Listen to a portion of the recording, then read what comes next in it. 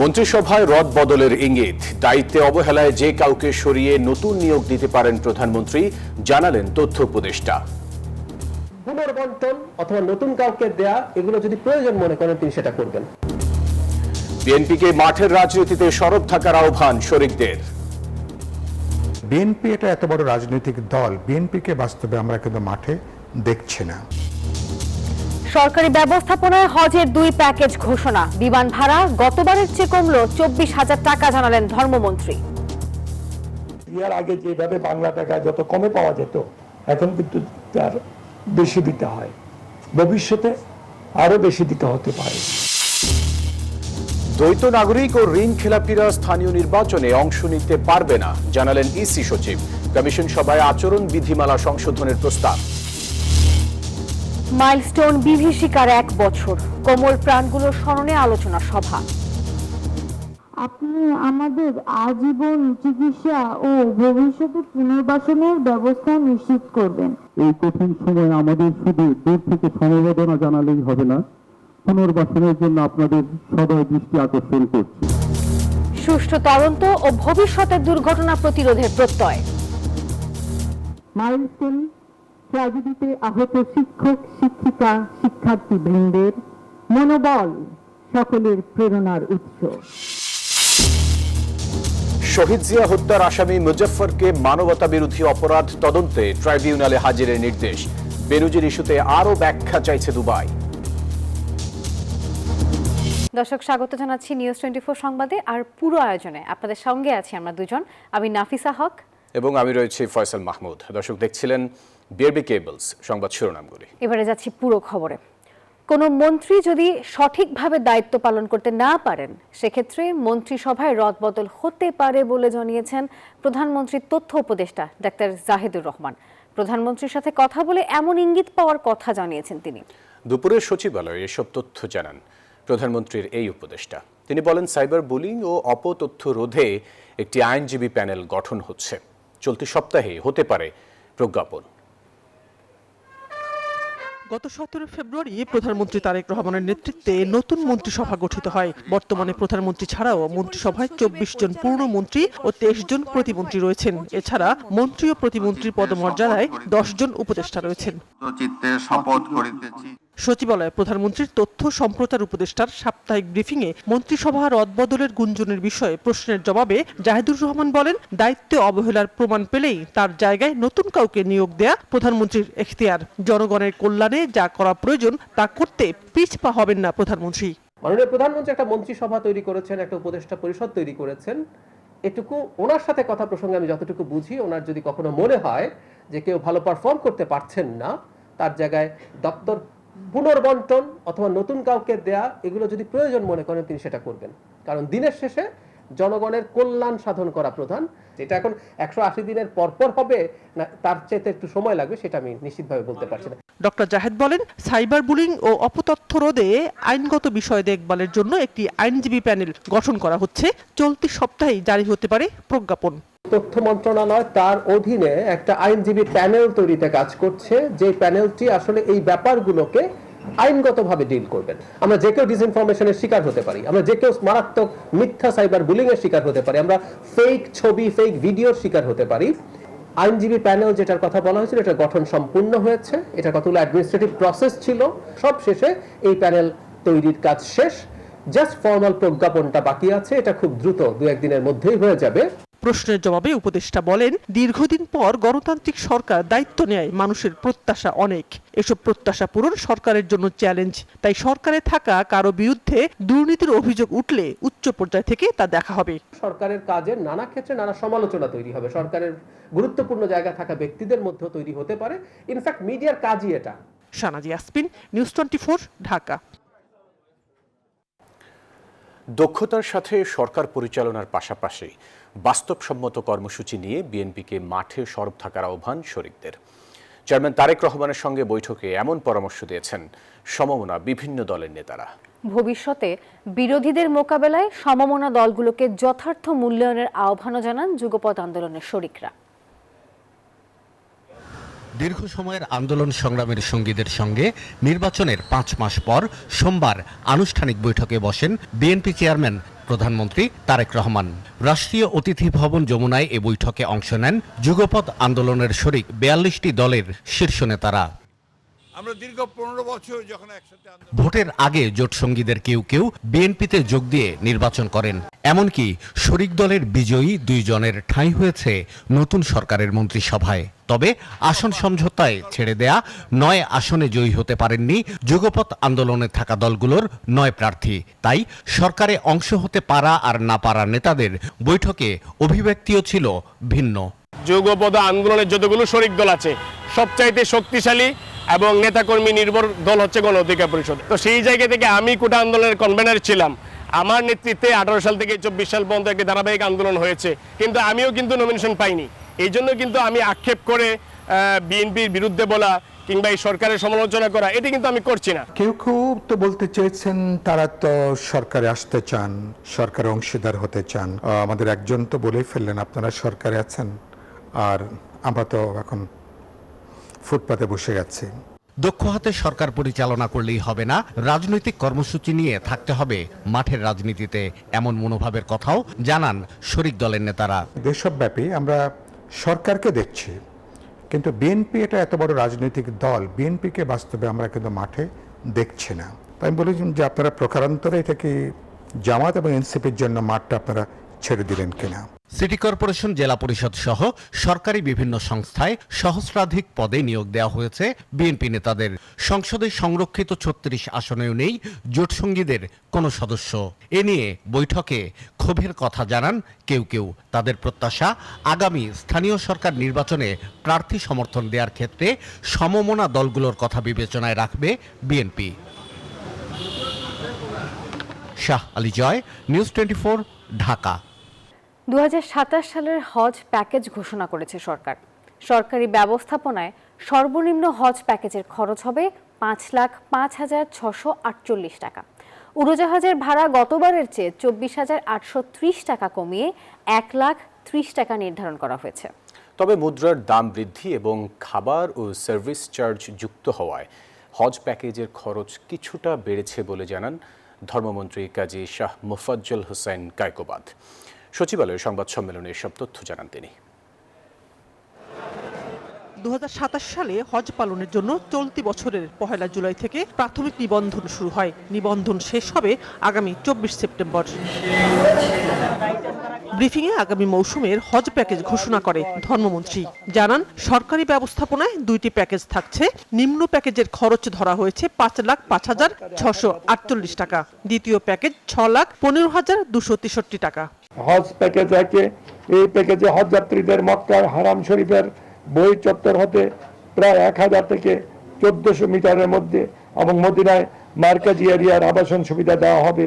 তিনি আরো জানান, এবার কমছে হজযাত্রীদের বিমান ভাড়া। 1,54,000 টাকা থেকে কমিয়ে এবার 1,30,000 টাকা নির্ধারণ করা হয়েছে। আর হজযাত্রীদের খাবার ও সার্ভিস চার্জ সৌদি সরকার বহন করবে। তবে মুদ্রা বিনিময় হার বেড়ে যাওয়া সহ কয়েকটি কারণে সার্বিকভাবে প্যাকেজের মূল্য কিছুটা বেড়েছে। সৌদির ইয়ার আগে যেভাবে বাংলা টাকা যত কমে পাওয়া যেত, এখন কিন্তু তার বেশি দিতে হয়। ভবিষ্যতে আরো বেশি দিতে হতে পারে। ওটা তো আমাদের হাতে নয়, এটা ইন্টারন্যাশনাল। আর প্রতিটা খরচ কিন্তু বেড়ে যাচ্ছে। একটা দেশ দেখান যে তারা আগের তুলনায় কমাইছে। 40 রিয়াল করে দিয়ে দেয়া লাগতেছে, আগে এটা দেয়া লাগতো না। এটা ওই প্যাকেজের বাইরে হাজিরা নিজের পয়সায় খেতেন, এবার নিজের পয়সায় খাওয়া লাগবে না, এই পয়সাটা আগে দিয়ে দিতে হবে। চাঁদ দেখা সাপেক্ষে 2027 সালের 15 মে হজ অনুষ্ঠিত হতে পারে। সেই হিসেবে আগামী বছরের হজ ফ্লাইট শুরু হবে 8 এপ্রিল থেকে। সানাজি ইয়াসমিন, নিউজ 24, ঢাকা। 1 বছর আগে সেই বিভীষিকা আজও ভুলতে পারেনি দেশ। মাইলস্টোন স্কুল অ্যান্ড কলেজের বিমান দুর্ঘটনায় হারিয়ে যাওয়া প্রাণগুলোর স্মরণে আয়োজিত আলোচনা সভায় উঠে এসেছে স্বজন হারানোর বেদনা, আহতদের পুনর্বাসন, সুষ্ঠু তদন্ত এবং ভবিষ্যতে এমন দুর্ঘটনা প্রতিরোধের প্রত্যয়। জাতীয় বার্ন অ্যান্ড প্লাস্টিক সার্জারি ইনস্টিটিউটের অডিটোরিয়ামে মাইলস্টোন ট্র্যাজেডিতে নিহতদের স্মরণে আলোচনা সভা।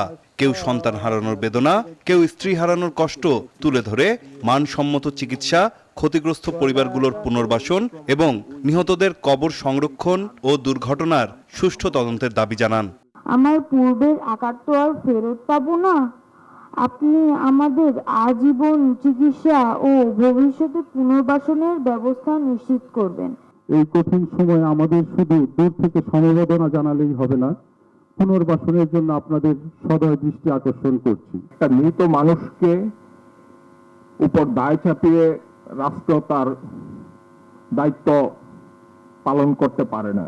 এটা নিয়ে আরো গভীর তদন্ত হওয়া উচিত। মাইলস্টোন ট্র্যাজেডিকে মানবিক বিপর্যয় আখ্যা দেন আলোচকরা। আহতদের চিকিৎসা, পুনর্বাসন এবং ক্ষতিগ্রস্ত পরিবারের সহায়তায় সরকার পাশে থাকবে বলে জানান স্বাস্থ্যমন্ত্রী। তাদের জীবনের উন্নতির জন্য এবং রিহেবিলিটেশনের জন্য যদি কিছু করতে হয়, ইনশাল্লাহ আমরা আমাদের সরকারের পক্ষ থেকে করব।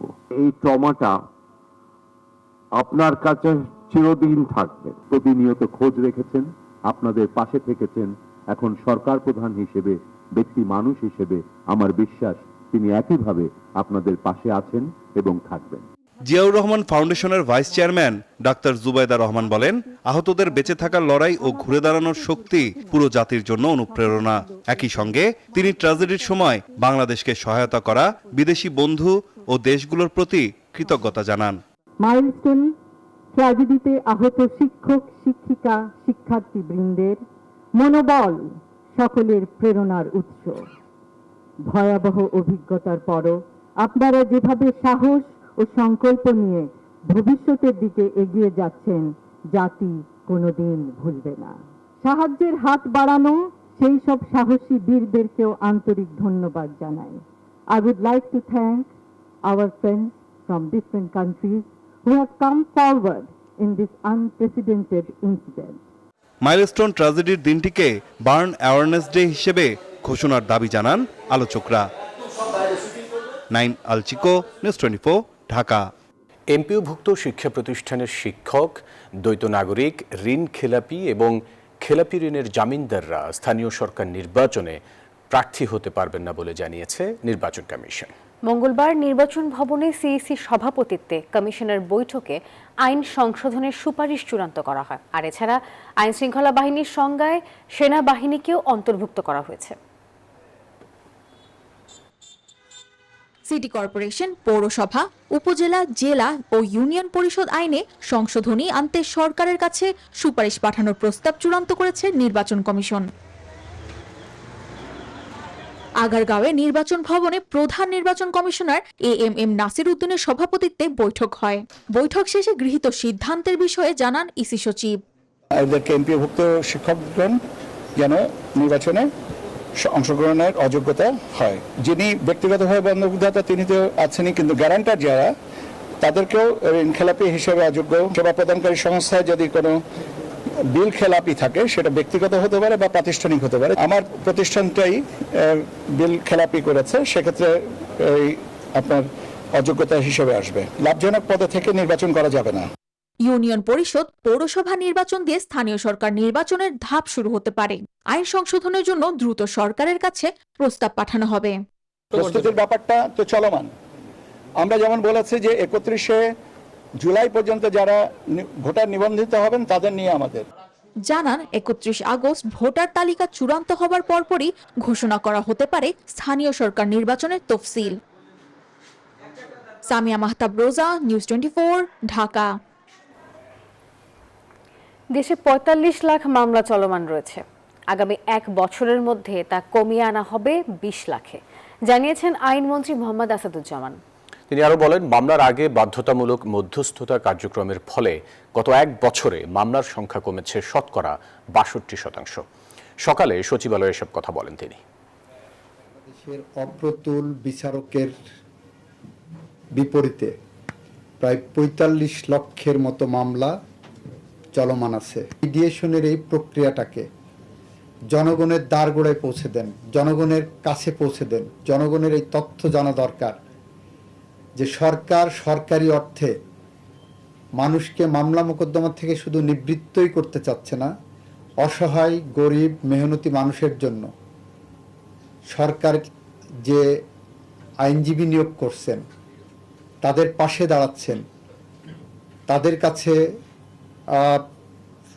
ন্যায় বিচারের ঝান্ডা পৌঁছে দিতে চাচ্ছেন। সাতক্ষীরা ৪ আসনের জামায়াতের সংসদ সদস্য গাজী নজরুল ইসলামের ব্যক্তিগত মুহূর্তের ভিডিও তদন্ত করে সাংগঠনিক ব্যবস্থা নেয়ার বিবৃতি দিয়েছে জামায়াতে ইসলাম।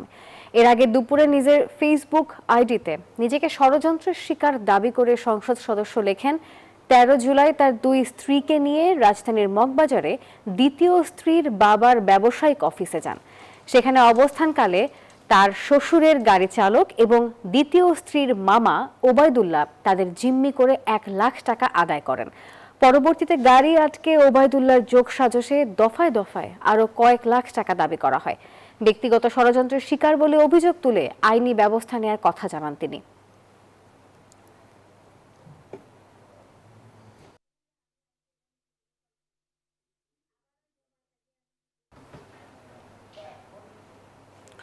শহীদ রাষ্ট্রপতি জিয়াউর রহমান হত্যা মামলার আসামি অবসরপ্রাপ্ত মেজর মুজাফফর হোসেনকে আগামী ২৩ জুলাই হাজিরের নির্দেশ দিয়েছেন আন্তর্জাতিক অপরাধ ট্রাইব্যুনাল। চিফ প্রসিকিউটর জানান, ১/১১ থেকে শুরু করে ২৪-এর ৫ আগস্ট পর্যন্ত মুজাফফর কোনো মানবতাবিরোধী অপরাধের সাথে সম্পৃক্ত ছিল কিনা তা তদন্ত করা হবে। ১৯৮১ সালের ৩০ মে চট্টগ্রাম সার্কিট হাউসে নিহত হন তৎকালীন রাষ্ট্রপতি জিয়াউর রহমান। সেই হত্যা মামলার অন্যতম আসামি সাবেক সেনা কর্মকর্তা মুজাফফর হোসেন দীর্ঘ ৪৫ বছর ধরে ছিলেন পলাতক। গত বৃহস্পতিবার তাকে গ্রেপ্তার করে আইনশৃঙ্খলা বাহিনী। তবে জিয়া হত্যা মামলার আসামি হিসেবেই নয়, এবার মানবতাবিরোধী অপরাধের মামলাতেও বিচারের মুখোমুখি হচ্ছেন মুজাফফর হোসেন। আন্তর্জাতিক অপরাধ ট্রাইব্যুনালে তাকে গ্রেপ্তার দেখানোর আবেদন করেছে প্রসিকিউশন। তদন্ত করা হবে ১/১১ থেকে শুরু করে ২৪-এর ৫ আগস্ট পর্যন্ত সময়ে আসামি মুজাফফরের মানবতাবিরোধী অপরাধের সাথে সম্পৃক্ততার বিষয়ে।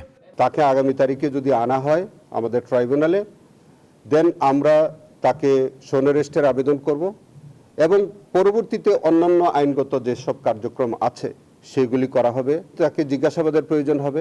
মাসুদউদ্দিন চৌধুরীকে আবারও জিজ্ঞাসাবাদের প্রয়োজন হতে পারে। এমনও হতে পারে যে এই দুইজনকে একত্রে মুখোমুখি জিজ্ঞাসাবাদেরও প্রয়োজন থাকতে পারে।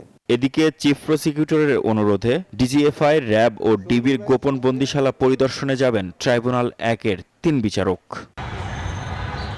মাহমুদ হাসান, নিউজ 24, ঢাকা।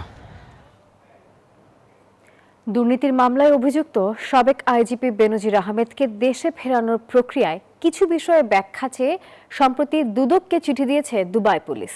দুদক বলছে, চিঠির জবাব আগামী ২-১ দিনের মধ্যেই পাঠানো হবে। অবৈধ সম্পদ অর্জনের মামলার নথি সহ প্রয়োজনীয় সব কাগজপত্র পাঠানোর প্রস্তুতি শেষ পর্যায়ে রয়েছে বলেও সংস্থাটি জানিয়েছে। গত জুন মাসের মাঝামাঝি সময়ে ইন্টারপোলের সহযোগিতায় দুবাইয়ে গ্রেপ্তার হন দুর্নীতি দমন কমিশনের মামলার পলাতক আসামি সাবেক আইজিপি বেনজির আহমেদ। এরপর তাকে দেশে ফিরিয়ে আনতে যৌথভাবে কার্যক্রম শুরু করে সরকার ও দুদক। সে সময় বেনজির আহমেদের প্রত্যর্পণে মামলা সংশ্লিষ্ট সকল নথি আরব আমিরাত সরকারকে সরবরাহ করে দুদক। তবে নতুন করে মামলা সংক্রান্ত বেশ কিছু বিষয় ব্যাখ্যা চায় দুবাই পুলিশ। সেসব ব্যাখ্যার প্রস্তুতিও শেষ পর্যায়ে বলে জানিয়েছে দুদক। দুর্নীতি দমন কমিশনের সংশ্লিষ্ট যে বিষয় আছে, দুদকের তদন্ত কর্মকর্তা সেটা প্রস্তুত করছেন। খুব শীঘ্রই যে বিষয়গুলো জানতে চাচ্ছেন যেটা ক্লিয়ার করে কয়েকদিনের মধ্যে হয়তো পাঠাবেন।